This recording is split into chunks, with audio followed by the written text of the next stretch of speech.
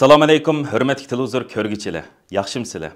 Dünya Uyg'ur Qurultayı Tor televiziyasining kunlik xabarlar programmasiga hammanglar xush kelibsizlar. Men İftixar Abdurashid. Bugun çarşamba.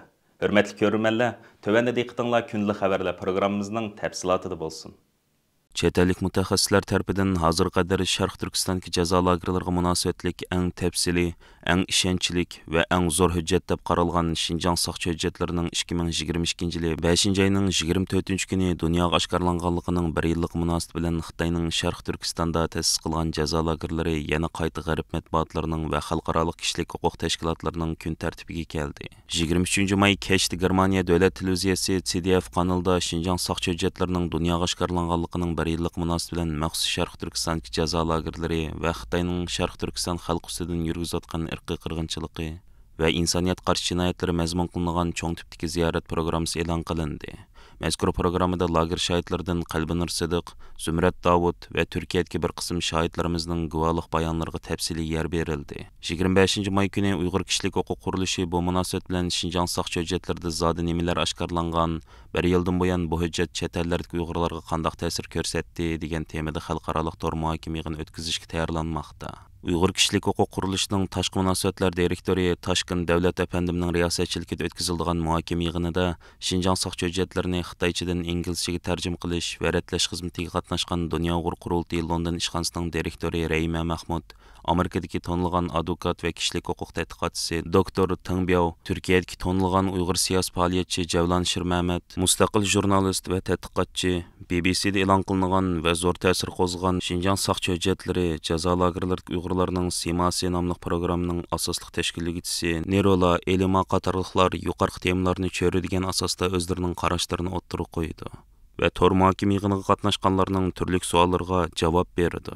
25-may Washington vaqti tushdan burun 10dan 12gacha davom qiladigan mazkur yig'inga Uyg'ur kishilik huquq qurilishining tor bet orqali bevosita qatnasha olasiz. Xinjiang soqchi hujjatlari deb atalgan bu hujjat 2022-yil 5-oyning 24-kuni Germaniyaning Spiegel, Angliyaning BBC, Ispaniyaning El País, Fransiyaning Le Monde qatorliq dunyoga mashhur matbuotlar tarafidan o'xshash kunda dunyoga oshkorlangan va xalqaroda intayin zo'r g'ulg'ul qo'zg'agan edi. Xinjiang soqchi hujjatlari Sharq Turkistonning Tekes va Qashqar Konishar noyillarida har xil tuhmatlar bilan tutqun qilinib, jazo lagerlariga va turmalarga qamalgan minglagan Uyg'urning tafsiliy arxivi, tutilish sababi, qamalgan turma va lagerning adresi, ularning fotosuratlari, turmalarda saqchilar tarafidan qiynalganligiga doir ko'rinishlar, Xitoy amaldorlarining ularni jazolash, hatto o'ltirish haqida tushirgan maxfiy buyruqlari, hatto bu Uyg'urlarning chet ellardagi urug' tuqqanlarining aloqalish odamlari qatorliq nihoyat keng mazmunlarni o'z ichiga olgan bo'lib, chet ellik mutaxassislarning qarashicha bu hozir qadar Sharq Turkistondagi jazo lagerlariga munosabatlik eng tafsiliy, eng ishonchlik va eng zo'r hujjat bo'lib hisoblanadi. Hujjatdagi shaxslar ikki noyatki lagerlarga qamalgan 830 ming kishini ko'rsatadigan bo'lib, bu haqdagi 10 necha ming parcha arxiv hujjati va 3 ming parchadan ortiq suratni o'z ichiga oladi. Mutaxassislar Xinjiang soqchi hujjatlari deb atalgan bu maxfiy hujjatning Xitoyning hozirgacha bozorga selib kelayotgan bizda jazo lageri yo'q, faqat kasbiy tarbiyalash markazlari bor degan safsatini butunlay chirtib tashlaganligini va Xitoy hokimiyatining bu tog'dek paket oldida o'zining jinoiy qilmishlarini va Sharq Turkistondagi jazo lagerlarining mavjudligini aslo inkor qila olmaydiganligini ta'kidlashmoqda. BBC'ning xabar qilishicha, bu maxfiy hujjatni noma'lum bir hacker, ya'ni qarmehmon Xitoy soqchi organlarining ishki kompyuter sistemasidan qo'lga tushirib, Washingtondagi kommunizm qurbonlari xotir fondining tadqiqotchisi Adrian Chens apandimga maxfiy yo'llab bergan va hech qanday haq talab qilmagan. Xinjiang soqchi hujjatlari deb atalgan bu hujjatning rost yolg'onligini aniqlab chiqish uchun Germaniyaning Spiegel, Angliyaning BBC, Ispaniyaning El País, Fransiyaning Le Monde qatorliq dunyoga mashhur 13 axborot organining 30 dan ortiq muxbiri tekshirish ilib borgan. Mazkur hujjatda ism familiyasi o'rin olgan Uyg'urlarning Gollandiya qatorliq davlatlardagi bir qism urug' tuqqanlari bilan bevosita ko'rishgan. Ularmi vatandagi tuqqanlarining turma va jazo lagerlarida ekanligini, ba'zilarining izdereksi g'oyib bo'lganligini dalillab bergan. Muxbirlar yana maxfiy hujjatda o'rin olgan Sharq Turkistondagi 150 dan ortiq soqchi va hukumat organlariga telefon qilib uchur egallagan. Yana ba'zi xalqaro texnik shirkatlari maxfiy hujjatda o'rin olgan rasmlarning original bo'lib bo'lmaganligi haqida texniklik tekshirish ilib borgan. Umumyuzlik tekshirish natijasida Xinjiang soqchi hujjatlarining rostligi to'liq isbotlanib, 2022-yil 24-may kuni BBC, Spiegel qatorliq xalqaro axborot organlari tomonidan rasmiy yo'sinda dunyoga e'lon qilingan. Mazkur maxfiy hujjatning Birlashgan Davlatlar Tashkiloti Kishilik huquq komitetining Oliy komissari Michel Bachelet dal Sharq Turkistonni ziyorat qilayotgan bir paytda e'lon qilinishi ayni chog'da kuchli diqqat qo'zg'agan. Shu yil 31 avgust kuni BDT Kishilik huquq Oliy komissarligi tarafidan Uyg'ur vaziyati haqida e'lon qilingan dokladda Şinjan saqchi hujjatlari muhim salmoqni egallagan edi. CNNning bu vaqtdagi obzorda aytilishicha, Xitoy hukumatı e'lon qilgan sonliq ma'lumotlarda Uyg'urlarning umum nupusi 12 milliondan oshadi deyildi. Ammo mush 2 oyda 800 ming kishining lagerga elib berilgandek Pakistan Sharq Turkiston haqida tashqi dunyoga ma'lum bo'lgan uchurlarning amaliyoti faqat Teklimakanning bir tal qum ekanligini ishonchli holda tasdiqlaydi.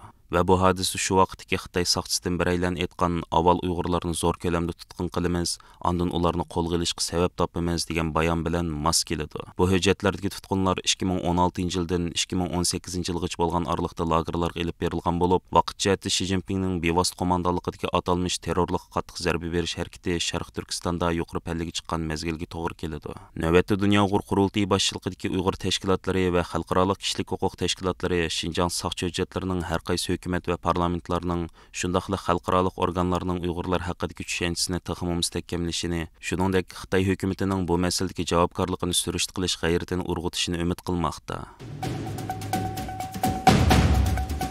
18 may kuni Xitoy bilan O'rta Osiyodagi 5 jumhuriyatning rahbari Xitoyning Xi'an shahrida savdo va savdo ulaslarining strategik taraqqiyot planini e'lon qilib, o'zaro munosabatni taxim cho'nqirlashtiradiganligini e'lon qilgan bir paytda Xitoy sayohat shirkatlari Xitoy fuqarolarini O'rta Osiyo jumhuriyatlari keng ko'lamli sayohatga tashkillashga kirishgan. Xitoy hukumatı 2017 yilda boshlangan cho'ng tutqunda Uyg'urlarni keng ko'lamli lager va turmalarga qamab, millionlagan kishini majburiy emgak silish bilan bir vaqtda Xitoy fuqarolarini Sharq Turkistonda keng ko'lamli vatanparvarlik sayohat faoliyatlariga tashkillab, ularning kallasiga Sharq Turkistonning azaldan Xitoy zamini ekanligini singdirishga kirishgan edi. Tangirtaq to'rining 22 may xabar qilishicha, Xitoyning Şinjan xalqaro sayohat cheklik mas'uliyat shirkati 4-oyning oxirlaridan boshlab 100 o'mak 1000 kishilik O'rta Osiyo sayohatini boshlagan. Tunji turkumda 36 kishilik bir Xitoy sayohat guruhi O'rta Osiyo jumhuriyatlarini sayohat qilish uchun yo'lga chiqqan. Mazkur sayohat shirkatining bosh direktori Zhao buningdan keyin Xitoyning O'rta Osiyodagi 5 jumhuriyat bilan bo'lgan madaniyat, sayohat aloqasi taxmin kuchaydi.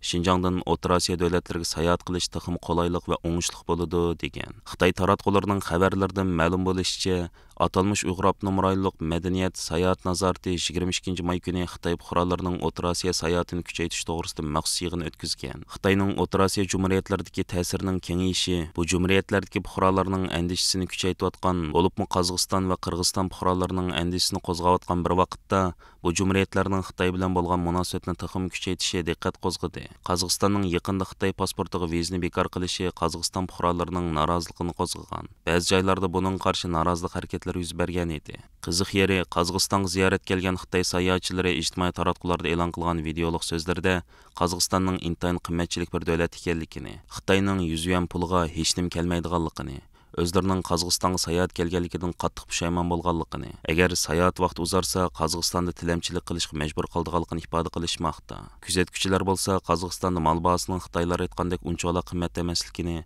ammo tijoratchilar Xitoy sayohatchilariga qarta mol bahosini qasddan oshirish orqali o'zlarining noroziligini bildirayotganligini bayon qilishmoqda.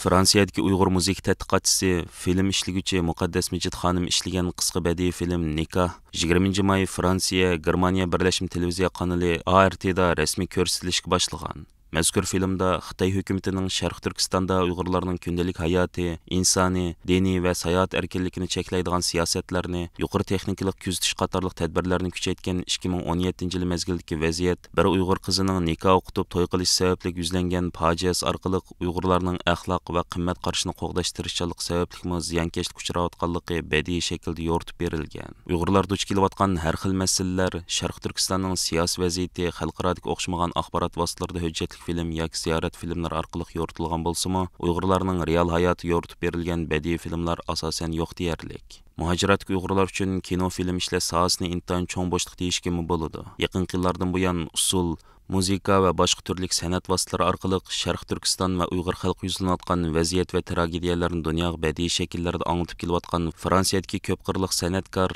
Bryussel Hurriyat universitetining tadqiqotchisi Muqaddas Mijit mushkil bo'shliqni to'nib yetgan. U 2015 yildan boshlabla Uyg'ur hayotini tema qilgan bir film ishlash orzusida ssenariy yozishga kirishgan ekan. Muqaddas Mijitning yozgan Nikoh filmining ssenariysi Fransiya davlat film markazi Germaniya, Fransiya televiziya kanali qatarlıq orunlarının məbləğ silishigə muvaffaq bolğan. Yaqinqi kunlarda bədii film Nikoh muvaffaqiyatli ishlanib chiqqan. Mazkur film 20 maydan boshlab Fransiya, Germaniya birlashma televiziya kanali ART'da rasmiy tomoshabinlar bilan yuz ko'rishgan. Bu film bir oygacha bu televiziya kanalida tomoshabinlarga ishlatildi ekan. Muqaddas Nikoh filmini ishlashda fransuz rejissor Bastien Ehozan bilan hamkorlashgan. Filmning asosli mazmuniga qaraganda, uningda asosli Xitoy hukumatining Uyg'urlarni keng ko'lamli tutqun qilishga boshlagan 2017-yilgi Sharq Turkistonning vaziyati tasvirlangan. Filmdagi bosh personaj 27 yoshli Dilbar. Uning ota-onasi uning to'yini baldiroq qilishni orzu qiladi. U bo'lsa Fransiyaga ketgan yigitini andisha va iztirob ichida kutadi. Bu jarayonda uning atrofida mahallalarning cheqilayotganligi, atrofidagi Uyg'ur qizlarining Xitoylarga majbur nikohlanayotganligi, insonlar namoz o'qiganlik uchun tutqunga uchrab yo'qolib ketayotganligi, chet ellarga chiqish mumkinchiligining bargancha tarayotganligidek ahvollar tasvirlanadi. Uning ota-onasi oxiri qizini Parijdagi yigitining yeniga yo'lga silish oldida tor orqali ularning nikohini o'qitib, to'yni qilib qo'ydi. Ammo bu vaqtda Xitoy hukumati Uyg'urlarning musulmoncha nikoh o'qitib to'y qilish odatini qattiq cheklayotgan bir paytga to'g'ri keladi. Natijada Dilbarning torda nikohlangan kelgusi yo'ldoshi bilan Parijda jam bo'lish orzusi barbod bo'ladi. 50 minutlik bu badiiy film Dilbarning tutqun qilinishi bilan oxirlashadi. Biraz ketdim apa. Mehmon Muhammadning uyiga. Nima bo'ldi Tom? Biraz ketdilar apa. Kimga u?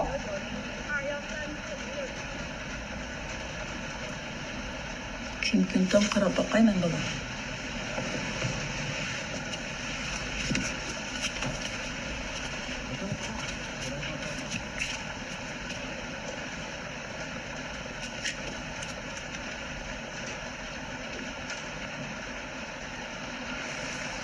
Apa?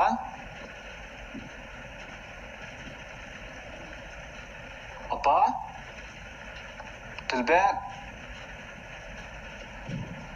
Qaysinglar apa? Anglayapsizlar? Apa?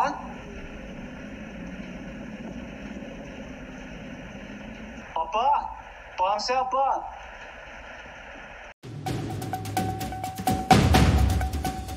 Germaniyada nashrdan chiqadigan Suratlar gazetining 23 maydagi Xitoy bu to'rikdan qo'rqidi nomli xabarga asoslanganda, Xitoy hokimiyati 2021 yili musodir qilgan Hong Kongdagi nomus to'rikining taqlidi nusxasi 5-oyning 22 kuni Germaniya poytaxti Berlindagi Axel Springer axborot va texnologiya guruhining bosh xizmat binosi oldiga tiklangan. Nomus to'rigini Germaniyaga tiklashni Axel Springer erkinlik fondi qaror qilgan bo'lib, Dünya Uyg'ur qurultiyi Berlin ishxonasining mudiri G'ayur Qurban apandining bildirishicha, 22 may o'tkazilgan murosimga Uyg'urlar, Hong Kongliklar, Tibetliklar, Tayvanliklar, yerlik kishilik huquq tashkilotlari va axborot sohasining ko'plagan xodimlari qatnashgan. Nomus to'rikini tiklash murosimi Germaniyadagi ko'plagan axborot sohasining diqqatini tortgan. 23 maydagi turli xabarlardan ma'lum bo'lishicha, mazkur to'rik 1989-yilgi Tiananmen o'quvchilar harakatini xotirlash yuzasidan Daniyalik haykaltarash Jens Galshot tarafidan 1997-yili Nomus to'riki degan nomda Hong Kongga tiklangan. Bu to'rik shu zamondagi erkinlik uchun kurash qilib hayotdan ayrilgan qahramonlarni va o'z xalqini rayimsizlash qirg'in qilgan Xitoy mustabid hokimiyatining qonxo'rligini xotirlashni maqsad qilgan. Bu to'rik tiklangan kunidan boshlab Xitoy hokimiyatining ko'zi qadalgan mix bo'lib kelgan. 27 yildan buyon Hong Kongda qad ko'tarib turgan nomus to'rikini Xitoy hokimiyati davlat xavfsizlik qonunini Hong Kongda yo'l qo'ygandan keyin, ya'ni 2021-yili musodir qilgan. Bu qitim haykal tiklash murosimiga qatnashib nutq so'zlovchilar orasidan Dünya Uyg'ur qurultiyi Berlin ishxonasining mudiri G'ayur Qurban apandim o'rin olgan bo'lib, u fursatdan foydalanib Xitoy Kompartiyasi qo'shinlari 1949-yili Sharq Turkistonni besolgandan tortib toki Uyg'ur irqiy qirg'inchiligini yo'l qo'yg'uchi bo'lgan uzun bir davrdagi inson qalbidan chiqqan bostirish jinoyatlarini pash qilib o'tgan. Uning bildirishicha, bu qitimqi faoliyat Germaniyaning g'olliq matbuotlarida keng xabar qilingan. Hörmətli görürmənlər, yuqorida diqqətinizə günlük xəbərlər proqramımızın təfsilatını sunduq. Keyin qitimliq sanımızgacha ko'rishgacha aman bo'lgaysizlar. Stansimizning YouTube kanaliga a'zo bo'lishni unutmang. Xayr xo'sh.